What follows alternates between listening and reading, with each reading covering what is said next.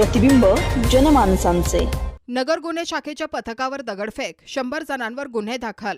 शासकीय कर्तव्य बजावत असताना नगर स्थानिक गुन्हे शाखेच्या पोलीस पथकावर दगडफेक करून कामात अडथळा आणल्याची धक्कादायक घटना नगर सोलापूर रोडवरील तुकड ओढा येथे घडली।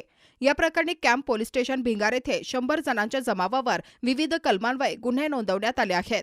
या घटनेबाबत पोलीस कॉन्स्टेबल सुनील रमेश मालनकर यांनी फिर्याद दिली आहे। गुरुवारी रात्री गुन्हे शाखेचे पथक परिसरात गस्त घालत असताना आरोपी योगेश पंडित बेरड याने आपली मोटरसायकल आडवी लावून पोलिसांचे वाहन अडवले।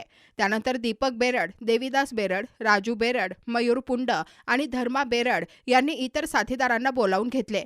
दरेवाडी येथील गणेश शिंदे, दीपक उर्फ खेकडा बेरड, राहुल करांडे यांच्यासह मोठ्या जमावाने पोलिसांना घेराव घातला।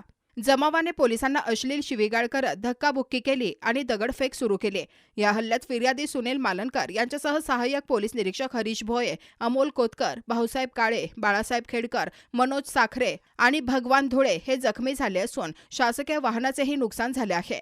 आरोपींनी पोलिसांना पुढील तपास करण्यापासून रोखून धरले। या प्रकरणी भारतीय न्याय संहितेच्या कलम 331, 324(4) आणि अन्य कलमांनुसार गुन्हा दाखल झाला असून पुढील तपास पोलीस उपनिरीक्षक योगेश पवार करत आहेत। प्रतिनिधी निलेश आगरकर, नगर न्यूज 24, अहिल्यानगर। नवीन बातम्या आणि ताज्या घडामोडींसाठी आजच आपल्या चॅनलला सबस्क्राईब करा